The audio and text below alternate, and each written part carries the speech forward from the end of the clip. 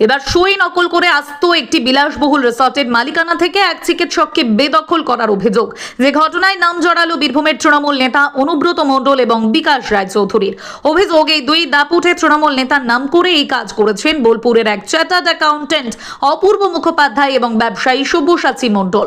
কৃষকের কঠোর পরিশ্রমে তৈরি সেরা ধানের নির্ভরযোগ্য বিশ্বাস, আধুনিক মেশিনে প্রস্তুত ভিকে গোল্ড রাইস, সেরা সেরা স্বাদ, সেরা সুগন্ধ। ঘটনাটি ঘটেছে 2021 সালে ভোটের পর। ওই চিকিৎসককে প্রাণনাশের হুমকি ও মারধরের অভিযোগ উঠেছে। আর এই মর্মে বীরভূমের জেলা শাসক, জেলা পুলিশ সুপার, শান্তিনিকেতন থানা, ভূমি ও ভূমি সংস্কার দপ্তরে অভিযোগ জানিয়েছেন সরকারি হাসপাতালের চিকিৎসক সিদ্ধার্থ দাস। আর এই ঘটনা প্রকাশ্যে আসতেই রীতিমতো হুলস্থুল পড়ে গিয়েছে বোলপুরে। অভিযোগ, কয়েক কোটি টাকা ব্যয় তৈরি হওয়া একটি রিসর্টের মালিকানা থেকে ওই চিকিৎসককে বেদখল করা হয়েছে। রাজ্যে পালা বদলের পর তাই সুবিচারের আশায় পুলিশের দ্বারস্থ হয়েছেন স্ত্রী রোগ বিশেষজ্ঞ এই চিকিৎসক। এই নিয়ে অভিযুক্ত চার্টার্ড অ্যাকাউন্টেন্ট অপূর্ব মুখোপাধ্যায়কে প্রশ্ন করা হলে তিনি কোনো মন্তব্য করতে চাননি। অপূর্ব বলেন, এই বিষয়ে এখনই সংবাদ মাধ্যমে কিছু বলতে চাই না। তবে অভিযোগকারী চিকিৎসক সিদ্ধার্থ দাস বলেন, ট্যাক্সের কাজের সূত্র ধরে অপূর্ব মুখোপাধ্যায়ের সঙ্গে পরিচয় হয়েছিল, পারিবারিক সম্পর্ক গড়ে উঠেছিল। তার পরামর্শ মতো আমি জমি কিনতে টাকা বিনিয়োগ করি। আমরা একসঙ্গে জমি কিনেছিলাম, সেই জমিতে আয়াস রিসর্ট তৈরি করা হয়। পরে জানতে পারি আমার সই নকল করে পুরো সম্পত্তি অপূর্ব মুখোপাধ্যায় এবং সব্যসাচী মণ্ডল লিখিয়ে নিয়েছে। চিকিৎসক বলেন, আমার বেতনের টাকা, সোনা, বাড়ি বিক্রির টাকা চলে গিয়েছে এই জমি কিনে রিসর্ট বানাতে। ওরা আজ আমার সব নিয়ে নিয়েছে। আমাকে ভয় দেখিয়েছে বহুবার। অনুব্রত মণ্ডল, বিকাশ রায়চৌধুরীর নাম করে আমাকে ভয় দেখিয়েছে দিনের পর দিন।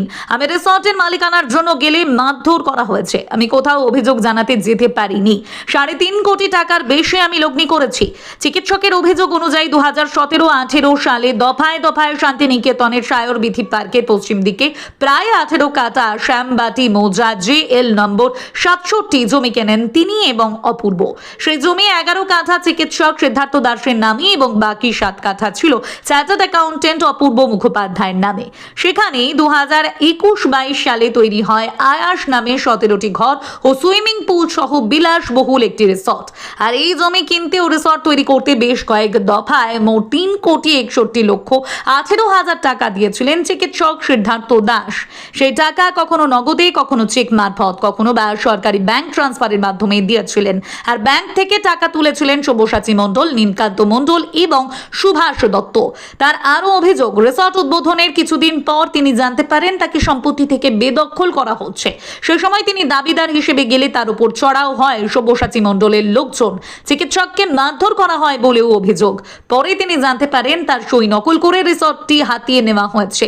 তৎকালীন বীরভূমের দুর্দণ্ড প্রতাপ তৃণমূল নেতা অনুব্রত মণ্ডল এবং বীরভূম জেলা পরিষদের প্রাক্তন সভাধিপতি বিকাশ রায়চৌধুরীর নাম করে চিকিৎসককে নানাভাবে হুমকি দিয়ে মুখ বন্ধ করিয়ে রাখা হয় বলে অভিযোগ।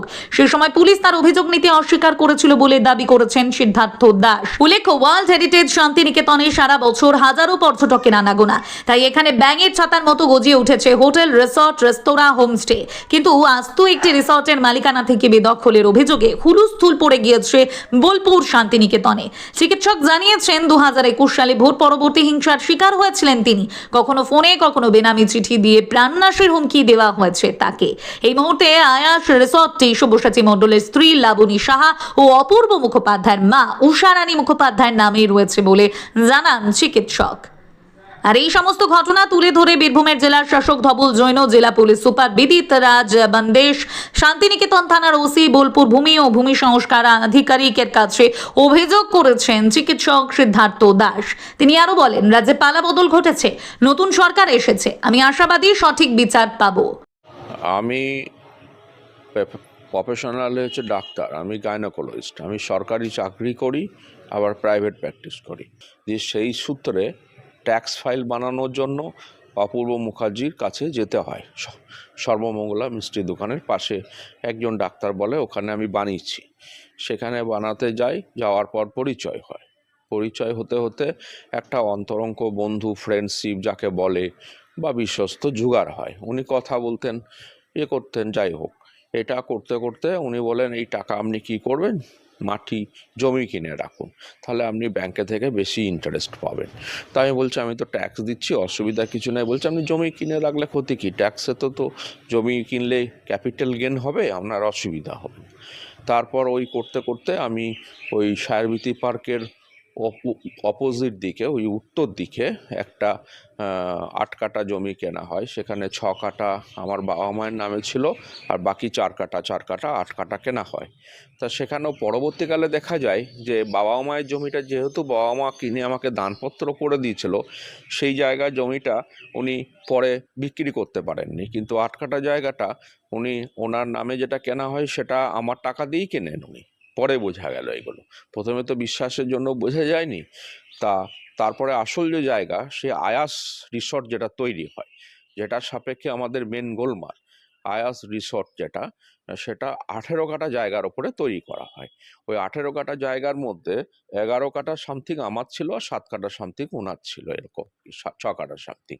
তা ওখানে প্ল্যান পাস হয়, সমস্ত কিছু বিল্ডিং তৈরি হয়, ঘরবাড়ি তৈরি হয়, 16টা ঘর তৈরি হয়, সুইমিং পুল তৈরি হয়, এগুলো সমস্ত কিন্তু কাগজপত্র বানিয়ে তৈরি করা হয়। কিন্তু অরিজিনাল কাগজ আমাকে একদিনও দেয়নি, দেখাতেও দেয়নি। যখন আমি জানতে পারি বা বুঝতে পারি, তখন আমাকে ভয় দেখানো শুরু হয়। এবং সেই ভয়টা কাকে দেয়? বিকাশ রায়চৌধুরীর ছেলে, ছোট ছেলেকে দিয়ে, আর কেষ্টদা ওর খুব চেনা অনুব্রত মণ্ডল দিয়ে ভয় দেখানো শুরু হয়। তখন আমি গল্পে অনেকটা এগিয়ে গেছি। এই হিসেবে আমি 1,86,86,00,000 প্লাস 9 লক্ষ এই টাকা ক্যাশ দেয়া হয়। তারপরে এদিক ওদিক জমি জায়গা বিক্রি করেছি, সেই জায়গাগুলোর টাকাও আছে। ক্যাশ হিসেবে টাকা জমা পড়তো, আর ব্যাংকের হয়ে চেক জমা পড়তো আমার মাইনে থেকে। প্রত্যেক মাসে মাসে 50,000 টাকা করে চেক জমা পড়তো, আর ক্যাশগুলো এরকম জমা পড়তো। বেশিরভাগটাই ব্যাংক ট্রানজাকশন হয়েছে। আমি 26 লক্ষ টাকার লোন নিয়েছিলাম, আমি একটা 55 লাখ টাকার বাড়ি বিক্রি করেছিলাম, সোনা দানা বিক্রি, এগুলো সব ওর মধ্যে লাগানো হয়। আর এই টাকাগুলো তুলে নিয়ে আসতো State Bank of India Santiniketan branch থেকে। প্রত্যেক 17 মাস থেকে 17 সাল থেকে 20 সাল অবধি এই টাকা তোলা হয় আর কাজ করানো হয়। অনেক কাজের ক্ষেত্রে আমার ব্যাংক অ্যাকাউন্ট থেকেই সরাসরি টাকা তাদেরকে দেয়া হয়, সে ট্রানজাকশনও আছে। আর এই টাকা তুলে নিয়ে আসতো সুভাষ দত্ত বলে একজন ভদ্রলোক ছিলেন, উনি সত্যিকারই ভদ্রলোক ছিলেন।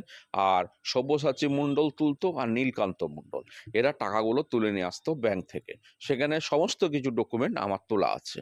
আস্তে আস্তে কি হয়, যখন 25শে ডিসেম্বর 2020-তে ওইরকম রেস্টুরেন্ট পুরো তৈরি হয়ে গেল এবং উদ্বোধন শুরু হয়ে গেল। উদ্বোধনের দিনেও আমার নাম ছিল কিন্তু ওই টাইমটায়।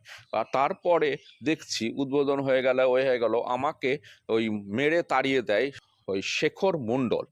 সে হচ্ছে সব্যসাচী মণ্ডলের ভাই, বিনুরিয়া বাড়ি। তাড়িয়ে দিল মানে, আমি গেছি রেস্টুরেন্টে, ওদের রেস্টুরেন্টটা তখন মেরে তাড়িয়ে দিল মানে আমার জায়গাটা ওরা কিনে নিয়েছে, এইটা ওদের বক্তব্য। পরবর্তীকালে যখন এখানে অনেক টাকার ইনভেস্টমেন্ট হয়ে গেছে, 26 লাখ টাকার মতো লাগবে, তখন আমাকে বললো, ডাক্তারবাবু আপনার ওইখানে যে জায়গাটা পড়ে আছে 6 কাঠা, ওই 6 কাঠা জায়গাটা বিক্রি করে আমরা এখানে তাহলে বাড়ি ইয়েটার উন্নতি করব। কিন্তু ওই জায়গাটা বিক্রি করার নাম করে সেই জায়গাটায় ওনার মাকে এবং ওনার বউকে বিক্রি করে দেওয়া হয়, এবং যে সইটা করা হয় সেই সইটা কিন্তু আমার নয়, সইটা আমার নকল করে বিক্রি করা হয়। নকল সই করে আয়াস হোটেলে ওদের দখলে চলে যায় 11 কাঠা সামথিং জায়গা। ঠিকানাতে আমি ছিলাম শুধু নয়, গোটা টাকাটাই আমার, এখন আমি বুঝতে পারছি ওরা কোনো কিছুই খরচা করেনি। আমার টোটাল 3.5 করোড় খরচা হয়েছে সব কিছু নিয়ে। আমি অভিযোগ করতে গিয়েছি, কিন্তু বিকাশ রায়চৌধুরী আর ওনার ছেলে, ছোট ছেলে আর কেষ্টদার ভয় দেখিয়ে আনা হয়েছিল অনুব্রত মণ্ডলে।